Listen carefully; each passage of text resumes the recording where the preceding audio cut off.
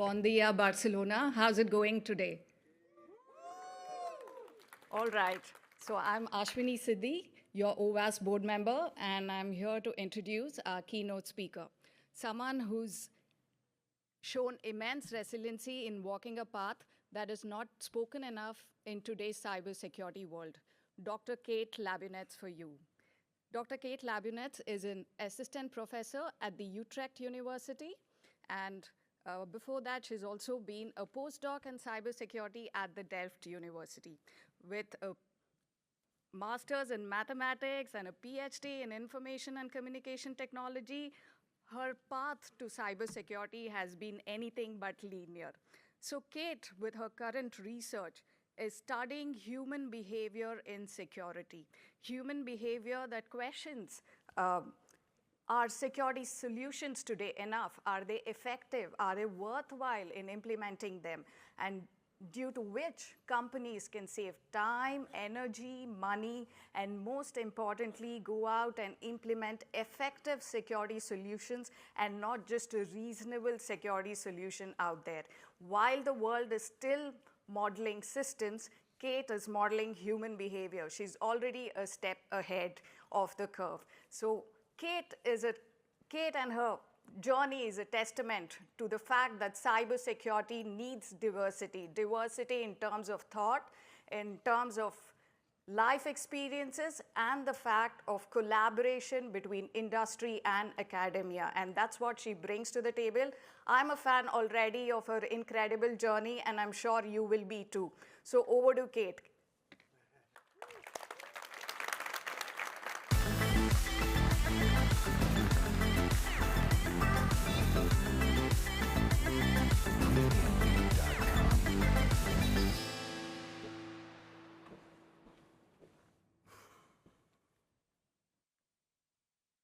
Good morning, everyone. Good morning. I'm really glad to be here at OWASP Global AppSec in Barcelona. How was yesterday? Did you enjoy? Yes. How were the parties? Woo! Nice. I'm really glad that you survived them and decided to join my talk this morning. My name is Kate Labunets. I'm an assistant professor at Utrecht University in the Netherlands. And as Ashwini mentioned, I work at the intersection of human factors, cybersecurity, usable security.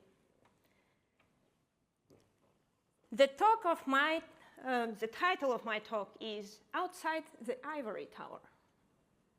Something that we all can relate to, right? So often, researchers are seen as distant from practice. And this perception sometimes is not wrong. From time to time, I hear from my colleagues, oh, I don't know how to involve companies. But deep down, we all want to work with real-world problems. We want to work with practitioners. However, what makes it difficult are the challenges that come into play. They make it harder than it should be. So today, I want to talk about those challenges, tell you some stories from my experience and stories from my colleagues, and also offer some ideas for how we can work better together and bring science into practice and practice into science. But let me start with a question. How long does it take to go from research to practice? What do you think? 1 year. Yeah? 16 years. 16 years. So, huh? Sometime. Never. Never. You're right. In some areas, like healthcare, it takes 15 to 17 years for research results to find their way to actual use. And even though this number comes not from cybersecurity yet, this demonstrates a pattern that often the problem is not a lack of research, it's a lack of application. So the science is there, it's just not reaching people that should use it and can benefit from this. Let me bring it closer to cybersecurity field. So let's talk about the multi-factor authentication, something that we all use today. So the idea behind this technology has been researched since 1980s. Then in 1998, AT&T patented two-factor authentication over text messages. And yet, it took more than 2 decades before MFA became widely adopted.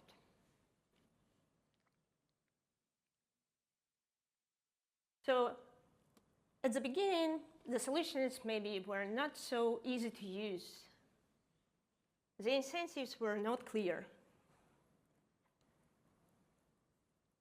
And only after major breaches and increased regulatory pressure and improved usability research, MFA became a standard. So these examples demonstrate the gap between research and practice, that they can stretch over several decades, also in cybersecurity field.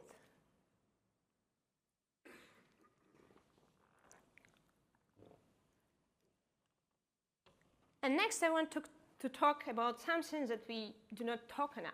So many of today's problems are not as new as they seem. We might already have a research that helps us to solve it, and this research from 5, 10, maybe 20 years ago. We are just not using what we know. Or maybe we don't know actually what is available.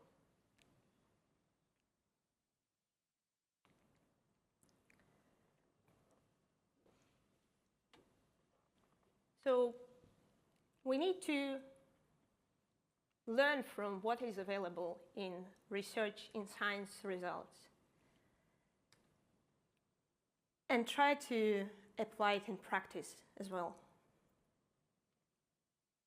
And let me show you an example of such a problem that we all can actually relate, or maybe even we experience it today.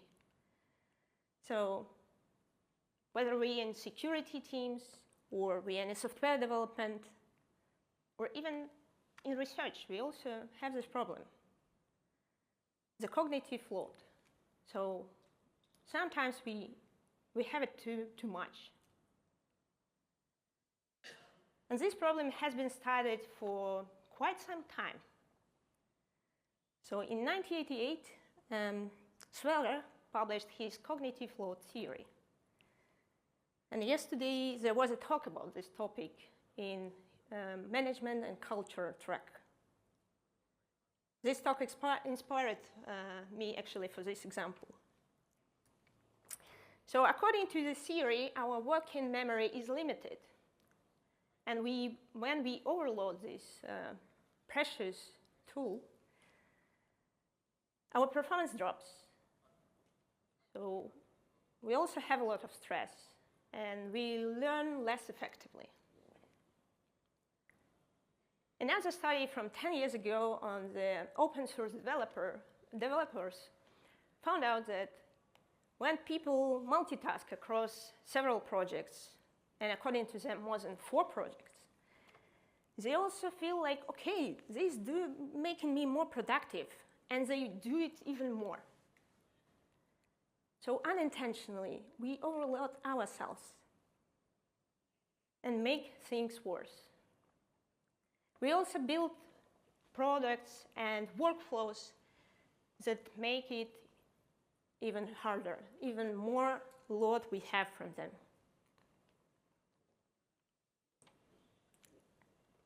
So, as you can see, some problems that we experience nowadays, there are already solutions or some recommendations on how to deal with them.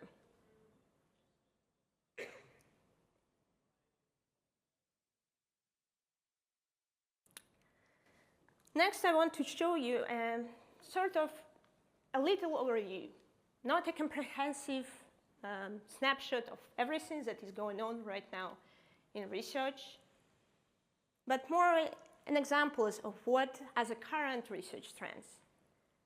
Something that we might actually use in 5 or 10 years from now, or maybe right now. You can already learn from this and start applying in your practice. I'm working on usable security and human factors, so we are studying how people perceive security technology, what sort of challenges they have when using them, and how to improve security designs. Other colleagues working on improving security by design technology and making them more usable and bring them into practice. So in the 5 years, I think we're all talking about shifting security left. And that's also what academia is working on. We're making threat modeling more usable and help developers to use it as early as possible rather than as an afterthought.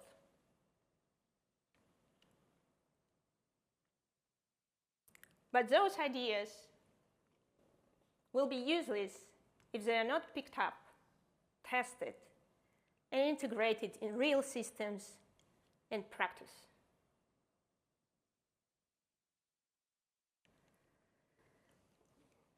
Okay, so the problem is clear, but now what are the reasons, what are the challenges that I experience when I try to work with companies and practitioners and many others too? So what kind of problems comes into play and doesn't help us to connect research and practice? First, there are misaligned incentives and priorities between industry and academia. We have different goals. We have different performance metrics. We also have different motivation in some sense. Companies want to have shorter time to market, more revenues, more users, more new features to attract them. Researchers are motivated by cool things to study, something unknown that we can crack. Study, publish, also help practitioners to make things better, to work in a more effective way or in a more happier way. We also have different cultures, I would say, and we spoke different languages. And this can create some obstacles, even if the interest is there. So it can create some misunderstandings between us. Next to this, the time of practitioners is limited. So even if you want to work with us and contribute to our studies, your time resource is scarce. And we don't have budget to pay you and kind of buy out your time to help us collect data and run this cool research. There are two other reasons. So it's maybe also on our side as well, like low technology readiness level. Many of research technologies that come from academia, they're not yet kind of adapted to the wide use. So we bring ideas from level 1, where we explore these ideas, to level 3 or 4, where we build prototypes And at level 5 and 6, we also validate them. However, then we need industry to step in and to scale the solutions, deploy, and deliver to the market so that people can use them. So only when we collaborate, the progress is happening. The final challenge, and it's a bit personal for me because I experienced it recently, are the organizational policy barriers that makes human-related studies quite difficult.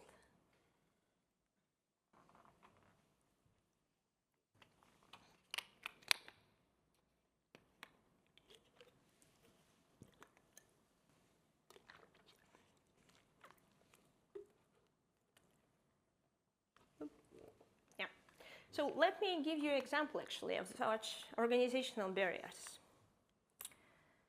Do you know what shadow IT is? Yeah.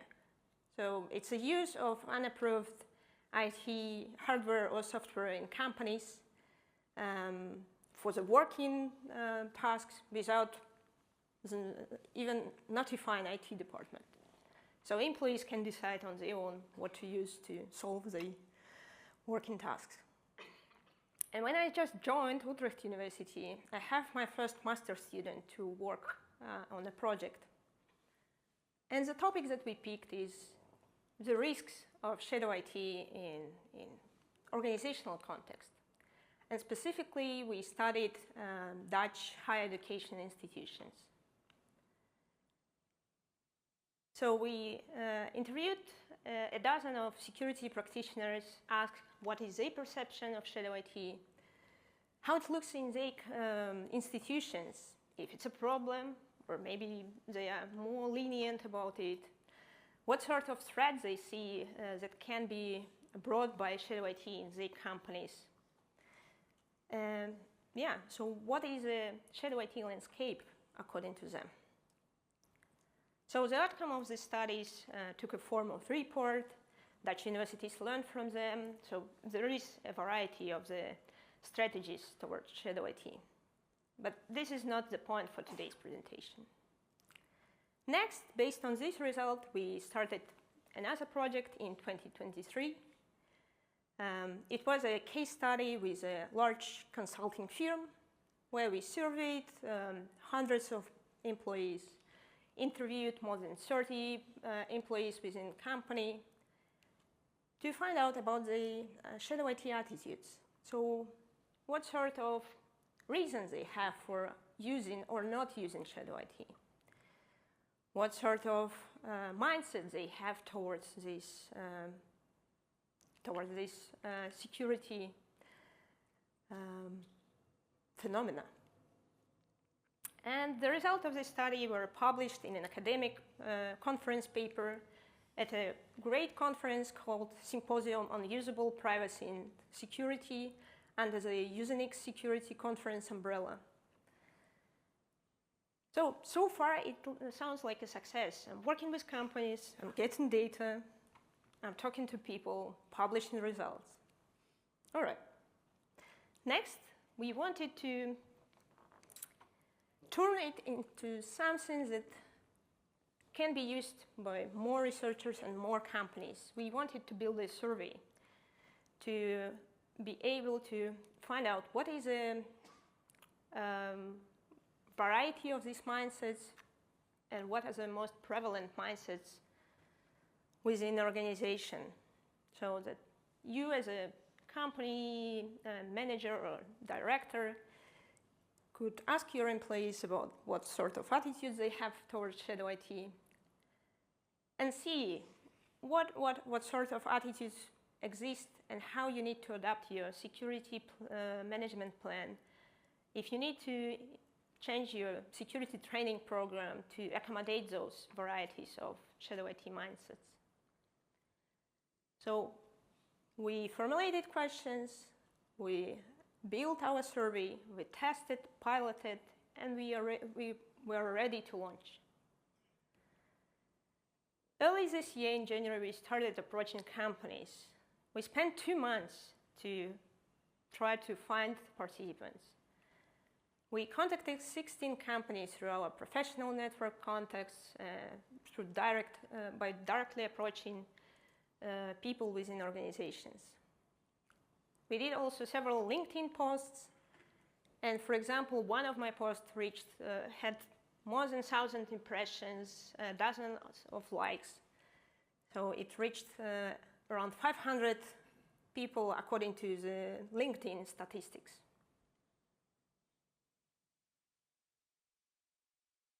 And yet, no one participated. So, none companies want to join this study and learn from this. Maybe they wanted, but they were not able. So what what blocked this? So learning from this 2 months outreach experience, some companies mentioned that the topic is simply too sensitive for them to discuss. Yeah, so before you get data, you need to build trust with companies so that they believe that they will not be harmed if they take a part in this study.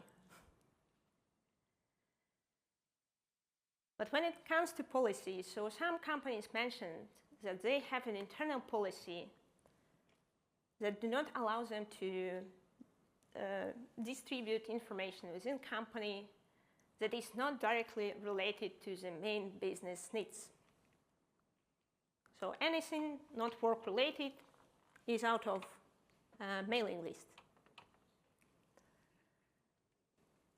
Some other companies mentioned that there is an interest, so they want to participate, but there is no procedure for getting it approved, or this procedure is simply too difficult, so they just don't want to start doing it.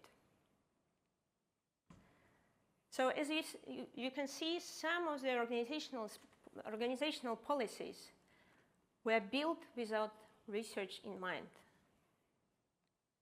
So it prevents us, scientists, to approach employees within organizational context and invite them to our studies to be able to learn from your experience and share back what kind of observations we can make.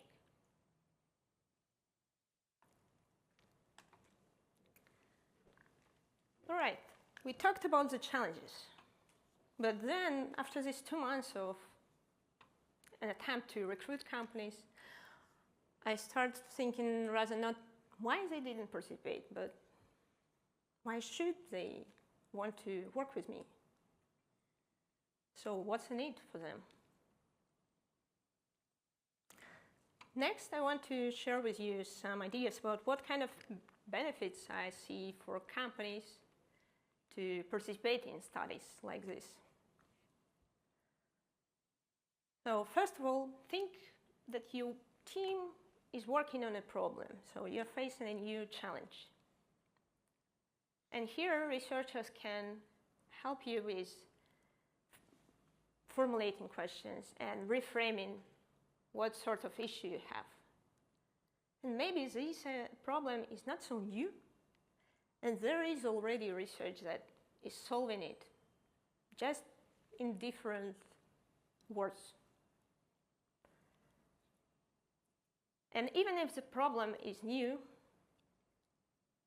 then we can bring systematic research methods and help you to formulate questions, design studies, collect data, analyze them, and offer you alternatives how to solve this problem. But also your problem can become a learning opportunity not only for your company, but for a broader community, because we will publish the results of these studies and share this knowledge with a wider audience. Sometimes even the problem is kind of familiar to you and you have been had it in a previous experience. The thing is that we are not static. So research also is developing and technology are developing. Maybe the problems that you have solved 10 years ago can be solved differently, more efficiently. So in this sense, research can bring you fresh insights on how to approach this problem in a different way. Also, if you have a specific problem, so you don't have in-house expertise to solve it, and hiring an expert simply too expensive. So by approaching researchers who are experts in this particular problem, you can solve your problem without acquiring this expertise in-house. This collaboration can take different form as a short research project, as a consultation, or maybe funding a PhD position to work on this specific problem. But I'm jumping into solutions, sorry.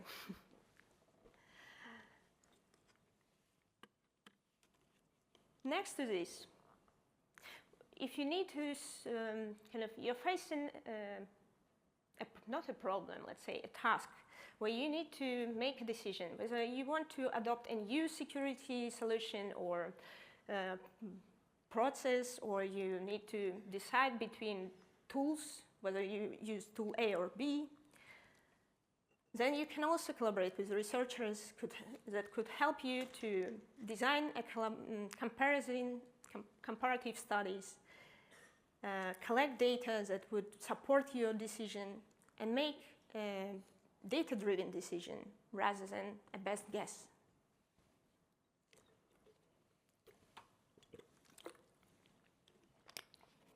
Finally, as I mentioned, we work at the lower level of technology readiness scale.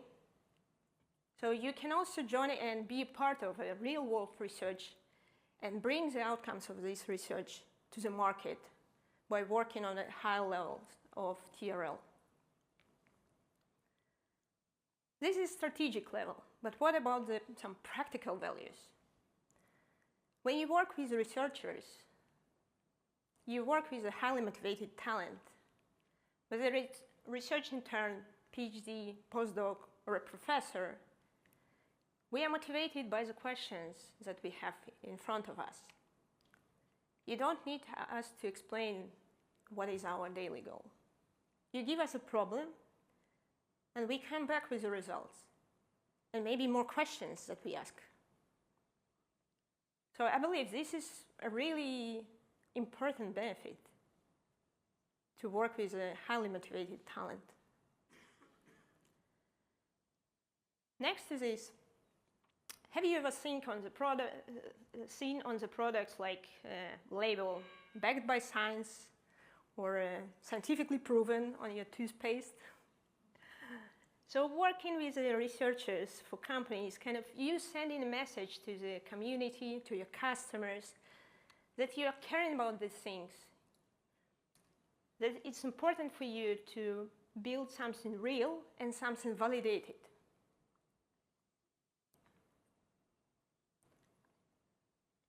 And finally, this collaboration is not just valuable, it can be also funded. In some countries, there are R&D tax incentives. Also, EU and national research grants, they specifically fund collaboration between industry and academia. The money may be not so big, but they are sufficient to start this collaboration and run this study.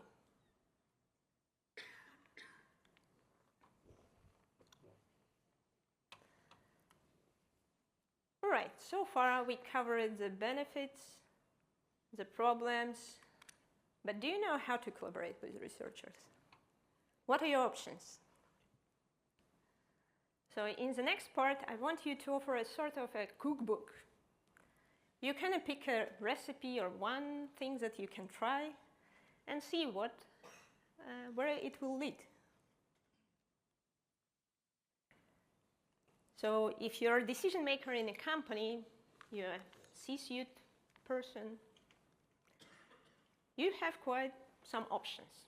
First, simply start this. Start talking to researchers.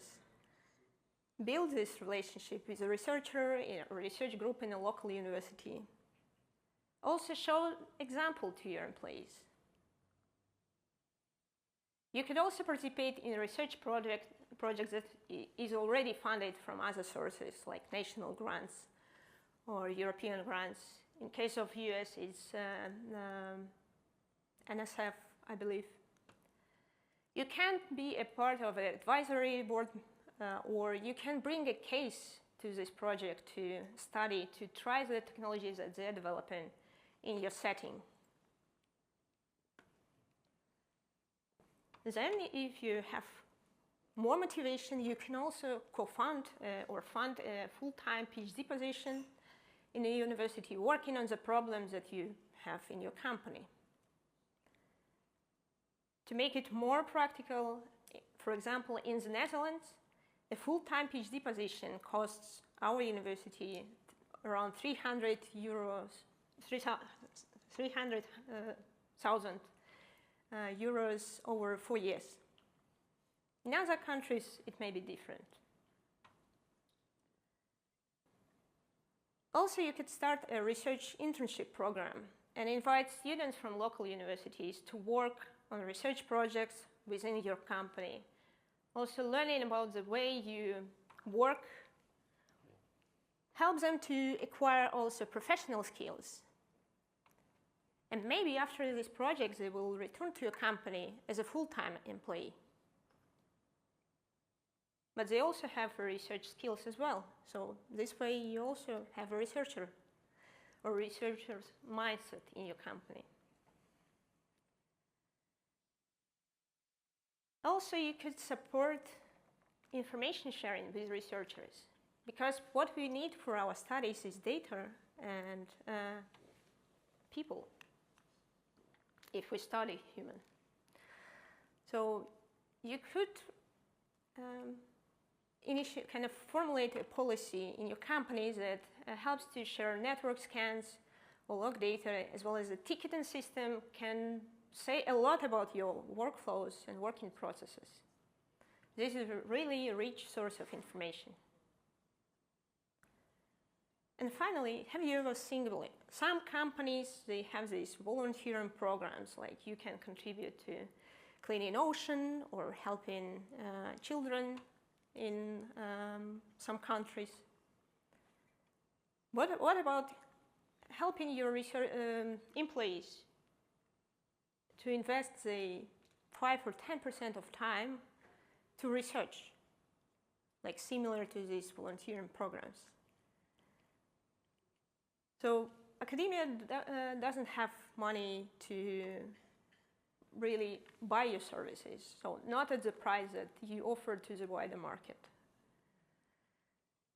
And having someone that can and pro bono share their knowledge or help us to shape our research is really valuable and make our research more practice-oriented.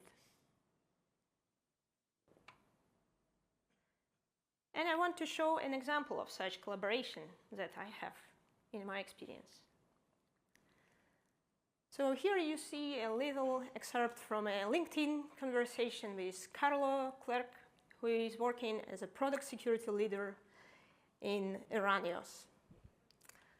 I met Carlo at one conference in the Netherlands. This is a huge cybersecurity conference for practitioners.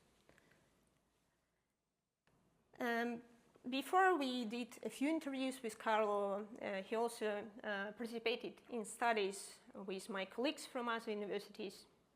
So we sort of know each other before.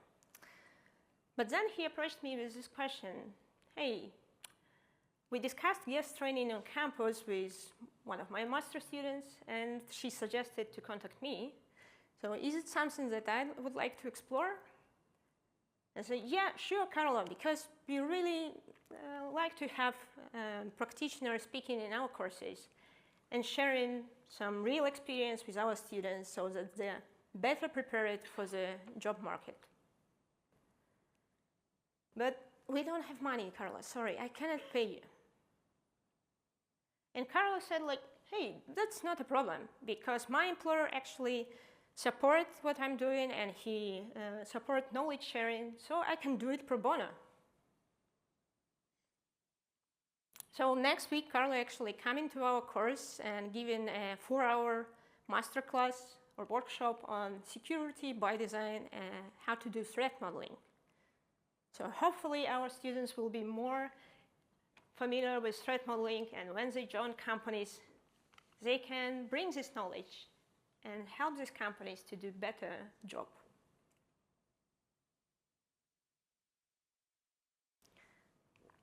Okay, this is options for the directors and high-level management. What about expert level? How you can collaborate with researchers? First of all, you can still invite researchers speaking in your team and sharing knowledge that are relevant to your context, to what you're doing in your team. You can do it also the other way around. Go to a local research group and talk about the challenges that you have. What things you are doing, what kind of practices you are using, so that they are aware what is going on in industry. You could also adopt a master student intern or a PhD student who wants to run a study in a real context, in a real organization. Help them to collect data, to connect with people within company, because what's valuable you have as a person within an organization is that you know people. You can connect this intern with your colleagues who will share their perspective as well. Also share the data. So if your company has these policies that I mentioned previously, so please do share data. Help to collect, scrap your logs or systems. There are also ways how to make it secure and safe for your company to anonymize data so that there will be no harm created for your organization. You should not be afraid about this part. We have our policies and procedures in place to do it in the right way. Also help to shape a research proposal. So we need to have context from industry when we work on our ideas and when we work on a research grant to secure money for this collaboration. You could become also a research champion. So we all now talking about security champions and spreading the knowledge about security within our departments or teams. But what about research? So if you have this experience working with scientists, you can also share your experience and knowledge with your colleagues and saying, hey, that's my story. So there is nothing scary about talking to researchers. They are friendly people. And final option, and it's very interesting. So if you ever have this kind of internal desire or dream to do a PhD and become a scientist, you can do it as an external PhD without leaving your company. So you do not need to choose between your industrial career and scientific path. And here I want to show an example of such journey. I want to tell you a story of Arthur, who started an external PhD program under my supervision 2 years ago. So Arthur is working on the development of adaptive strategies to detect and prevent identity fraud in digital identity systems. He also works as a senior legal advisor in a company who manages digital identity system in the Netherlands. So his motivation was, like, he had a dream. He wanted to do a PhD and get a degree and conduct meaningful research. However, he also wanted to contribute with this research in his daily operation in the company. So how it looks in practice, Arthur works for 3 days a week as a legal advisor in the organization and learn about all these challenges and brings these practical insights in his research project. And 2 days a week, he's a PhD candidate that applies our systematic research methods to solve these challenges and create new knowledge. So see, you can combine them. It is real. As an individual contributor, you can also participate in studies like focus groups, interviews, surveys. So you don't need to be scared about it. So it takes up to between 15 minutes up to 1 hour. So we do not typically have extensive interviews of experts because it's tiring people.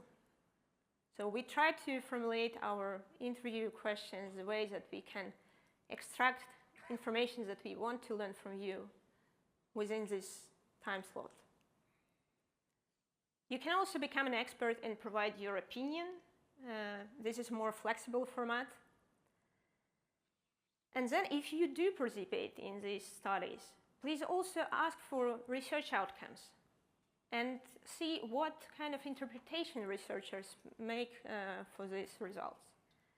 And if you see something strange, or maybe then you can help to interpret it better.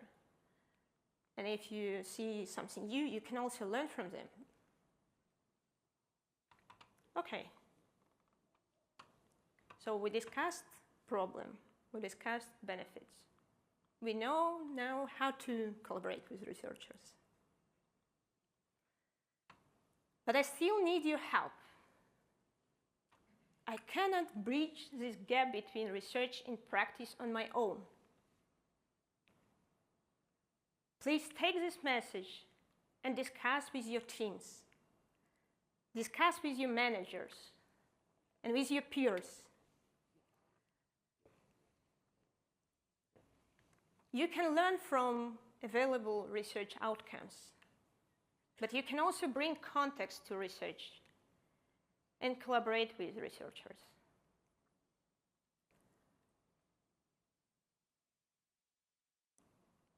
Let me finish with this question.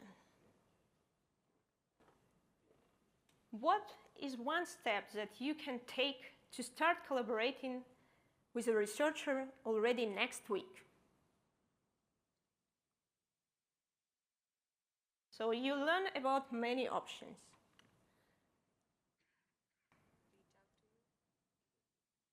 Well, if you don't know a researcher, that's not true, because you know me.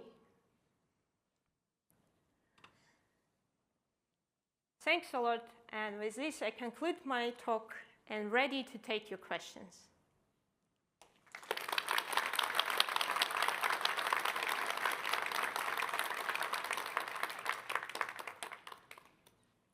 There is a mic, I guess.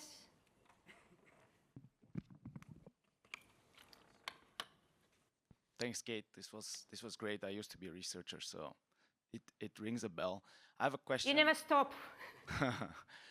Have you ever considered aligning or trying to use OWASP as a bridge between research and the industry? Because we as a foundation are sort of already aligned with the industry, and the industry is looking up to some of the projects as de facto standards.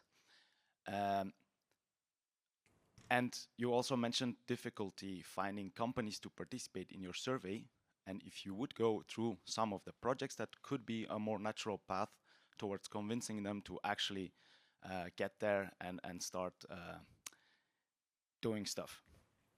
Well, Aram, thanks for your question. Really great one. And as a researcher, I'm open for experiments. So why not? I mean, OWASP has a great community, and it would be also really beneficial to work with you and to learn about your experience as well. Thank you for such an amazing talk. During the talk, you mentioned research champions, something like a security champions program. Yeah. Have you ever seen such a thing in practice? And do you have any tips on how to implement such a program? Well, it's something I think that we need to work on to kind of condense and formulate. No, I would say some of our external PhD students may act as such research champions and share the experience when they work within organizations. Thank you for the talk. I've collaborated, as industry collaborated back Nice. as academic. One of the challenges I find sometimes is the question, and I thought your motivation was quite right. The motivations are different between industry and academia. You want the citations, you want the publications, we want the products, we want the features. Just thinking about how we could do this better is, you know, I've got a background in academia and working with academias and understand what the research is and keeping abreast of that. Should academia be spending more time in industry to see what those challenges are and then taking those back and elaborating them? Because the motivations are slightly different, the timescales are incredibly different, but actually the funding is the challenges, because industry, we've got business opportunities we've got to meet, and nice to haves are there's never enough time to do the nice to haves. So should you be spending, opposite of what your researcher was doing, spending 2 days back in academia, should academia be spending 2 days in industry? I know that there are some professor positions where they can work part-time in university, like 4 days a week, and 1 day a week they can also work in a company. This way they can also act as a sort of connector between industrial context and research community. And indeed, so we need also to have fundings from industry to allow to collaborate in this way and have people who are working on the intersection between companies and universities. Does it answer your question? Yeah, I think spending more time in the real world, I was going to say the real world, sorry. Yeah, but yeah, the industrial world. Yeah. All right, yeah. I think this is not a binary kind of solution, right? So you can have a spectrum of what is possible in this sense. Any more questions? Another one.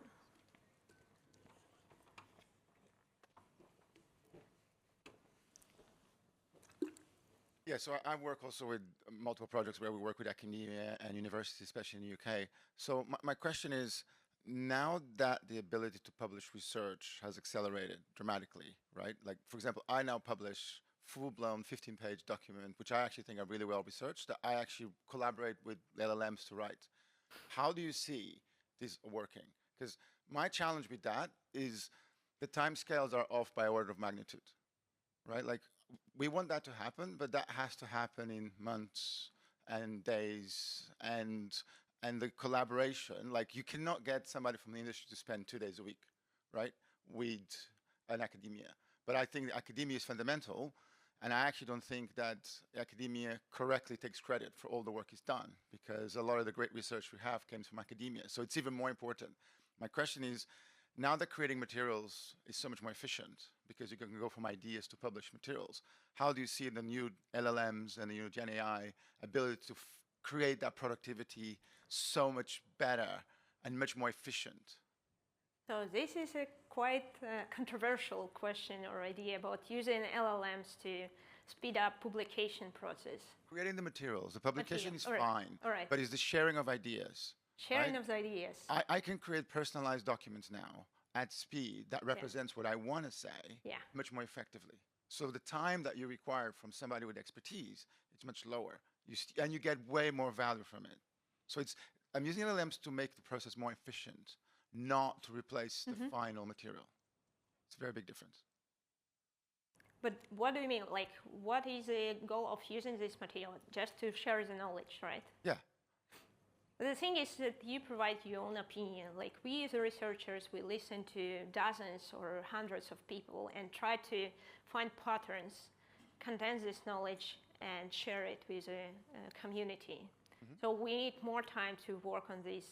Yes, LLM help to communicate it better, maybe to formulate faster, let's say, but still some things you cannot completely automate. Yeah, but I'm not talking about automation. That's the key thing, right? This is about augmenting and improving the workflows, right? I'll give you an example. Yesterday we had a conversation about threat modeling, right? Yeah. Which is a typical conversation you can have. I literally created 3 papers, right, in the last 5 hours that consolidate a lot of my ideas. And that's a much more efficient way to communicate. So the amount of time that I required as a subject matter expert to share my ideas, for example, on supply chain, if you want, right, is so much more efficient. Because the ability of the LLMs now is that they can take basically raw data and structure it and position it in ways that is much easier to communicate, right? So it's about making the process of collecting, discussing, debating, transforming, consolidating. Maybe Sabi wants a 2-page version of those documents. Cool, I can give it to you, right? And I think that's a bit of a disconnect. So this is not a threat to academia. This is where academia should really be playing, because academia can play very well this. Yeah. But you need to leverage the tools. And we do use them as well. Cool. Just we are now exploring how to do it in a more responsible way, because LLMs can also transform what you want to say. And if you are not experienced enough, let's say, you can also let LLM transform your words, let's say, and then it's not what you actually experiencing or sharing. Absolutely. Yeah. But you still take ownership of it, right? It doesn't replace critical thinking, right? All right. So, and I take ownership of everything I publish, because I read everything. Same. All right, one more question.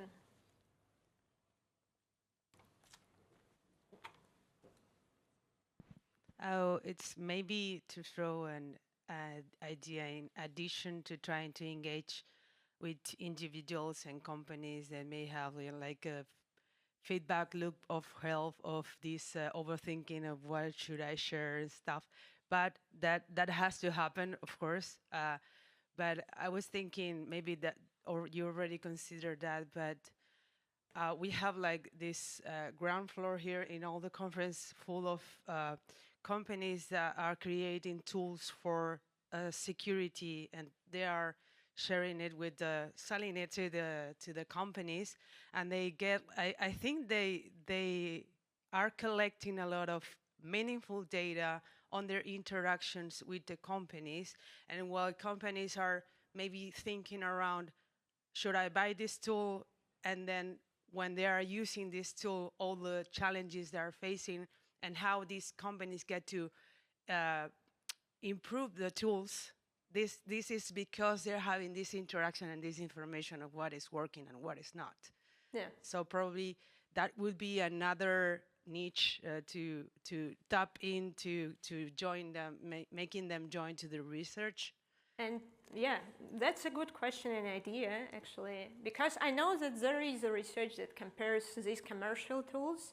And I believe my colleague sitting here also did some research on this topic when we studied in Italy.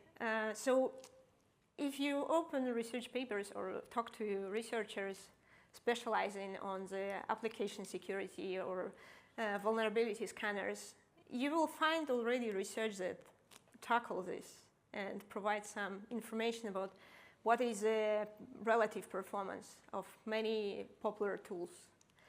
There is one challenge actually with those, that companies are protective, and some of them do not allow to use academic license, for example, to run such benchmark tests.